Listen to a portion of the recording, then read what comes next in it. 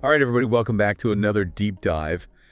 Today, we're going to look at something pretty interesting. It's Geely's acquisition of the London taxi company. Oh, this is a fun one. Yeah, it's a pretty wild story. I mean, just to kind of paint the picture here for our listeners, Yeah. you've got these iconic London black cabs, right? I mean, they're as British as Big Ben, as fish and chips. Absolutely quintessential British. But what a lot of people don't realize is that they're now owned by a Chinese company. Yeah. And that was not always the case, obviously. And that's what we're going to dive into today. Like, how did this happen? How did Geely, this, relatively this company, known for making affordable cars in China, like, how did they end up owning this, iconic British brand? Well, it's a story of ambition, strategy, and I think more importantly than anything, a surprising amount of trust that played into this whole deal. Yeah, and I think, to understand the story, we got to kind of go back in time a little bit to the early 2000s. Geely at this point was this ambitious Chinese car company. They were trying to break out of this image of just being a maker of cheap cars. Right. Like all Chinese automakers at the time, they had this reputation of low cost kind of copycat cars. Yeah, they even tried to launch these assorti cars like the Beauty Leopard. Oh, yeah. I remember that one. And then there was that sedan, the Liberty Ship, I think it was called. I don't think those really made it to international markets, though, did they? No, not really. They kind of flopped, but it shows you that Geely, they had these global ambitions. Yeah, they really wanted to establish themselves as a player on the world stage. Exactly. And meanwhile, across the world in London, the London taxi company was facing some pretty serious problems. Yeah, they were in a tough spot financially. I mean, think about it. These cabs, they were basically hand built, right? They had this incredibly high level of craftsmanship. And a price tag to match it was astronomical. Yeah, I mean, they were almost as expensive as a Rolls Royce, but they were only making a couple thousand a year. Yeah, their production volume was tiny. It was a recipe for disaster. So they needed a partner, right? They needed somebody who could help them kind of, streamline production, become more efficient, bring costs down. And they specifically targeted a Chinese automaker. Why is that? Why China? Well, they had seen what was happening in China, the rising manufacturing prowess, and they realized that a Chinese company could bring those cost advantages without compromising on quality. So it was like this perfect blend, right? You get the iconic London cab design, but you find a way to make it more affordable so you can actually sell more of them. Exactly. And they actually had a few failed attempts at partnering with other Chinese automakers before Geely came along. Like who? FEW, SAI, Sherry. Yeah, they all kind of came and went, but nothing really materialized. And then Geely enters the picture. And this is where things get interesting. And what's fascinating to me is that this was all happening while Li Shufu, Geely's founder, he had this long-standing interest in acquiring Volvo. Right, he'd been eyeing Volvo since like 2002. So you can almost see the London taxi deal as this kind of like a stepping stone right away to gain experience in international markets, a way to build a reputation as a responsible owner. Yeah, it was a calculated move. And it all kind of plays into this bigger picture of Geely's global ambitions. It was a piece of a much larger puzzle. So let's talk about the deal itself. How did this actually go down? Well, instead of going for a full acquisition right away, they decided on a joint venture. Ah, so it wasn't like a straight-up takeover. No, it was a bit more nuanced than that. So what were the terms of this joint venture? Well, they formed this company called Shanghai Yinglan Dihua Automobile International, kind of a mouthful. Yeah, that's a tough one. And Geely put in 400 million yuan, which gave them a 52% stake and control over the venture. So they had the controlling interest. Exactly, but here's the key. Manganese Bronze Holdings, they contributed their existing market channels, intellectual property, and new shares. Okay, hold on a second. Intellectual property, for our listeners who aren't, business school graduates, could you break that down a bit? Sure, intellectual property in this context refers to things like the design rights for that iconic black cab, the manufacturing processes, and the brand recognition that comes with the London taxi name.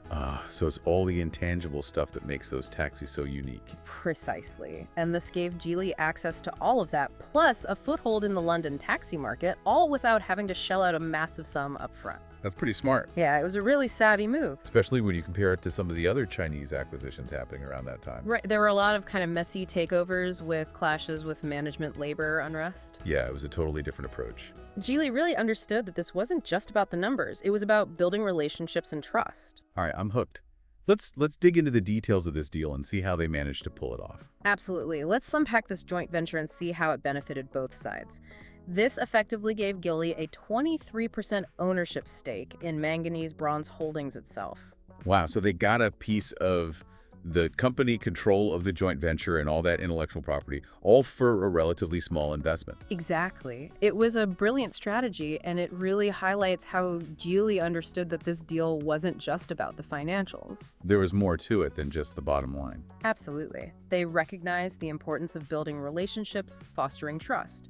They knew that to succeed in this partnership, they had to win over the people at Manganese Bronze Holdings, especially the workforce. The people on the ground, the ones building the cabs. Precisely. Those were the people with the expertise, the craftsmanship that Geely needed, so they made some key promises to the workforce. What kind of promises? They guaranteed no layoffs for the factory workers in the UK, a commitment to increase production to 40,000 taxis per year, and a plan to jointly develop new models. So it wasn't about coming in and, slashing jobs and cutting costs. No, it was about collaboration growth, a shared vision for the future. So they're basically saying, hey, we're not here to take over and gut the company.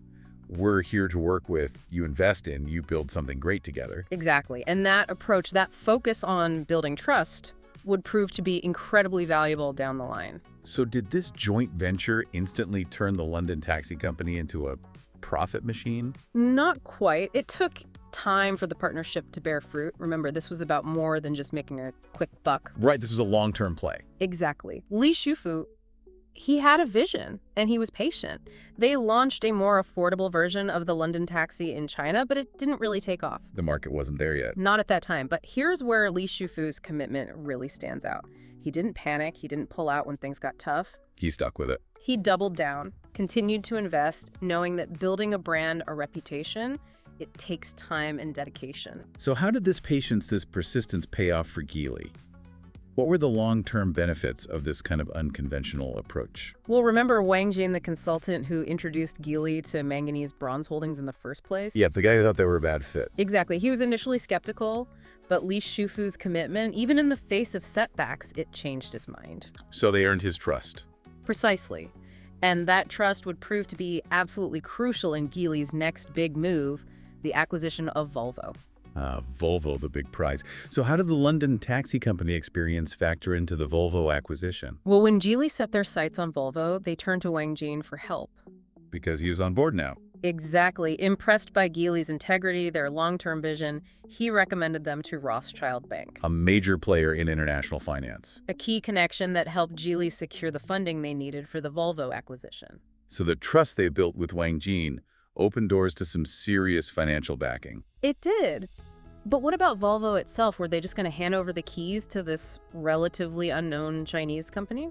I wouldn't think so. Well, the Volvo labor union was understandably cautious. They wanted to make sure Geely would be a responsible owner, respect their workforce, the Volvo legacy, so they did their homework.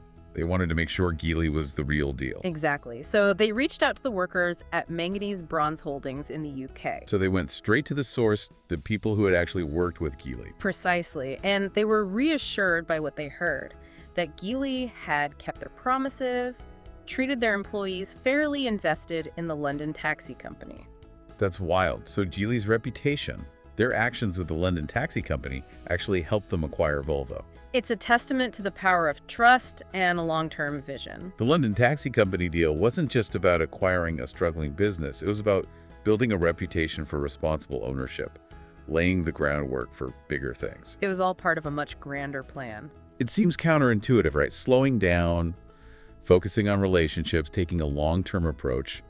But in Geely's case, it paid off big time. It certainly did, but what happened to those London cabs? What became of the company itself? So they had this success with Volvo, but what about those London cabs? Did they just kind of fade into the background? Well, Manganese Bronze Holdings, they actually ended up declaring bankruptcy in 2012. Oh, wow. So even with Geely's help, they couldn't make it work. It's a tough business, the automotive industry. So what happened? Did Geely just walk away at that point? You'd think so, right? They already had Volvo. This was a relatively small part of their portfolio. So why didn't they just cut their losses? Well, I think it goes back to Li Shufu's commitment to doing things the right way.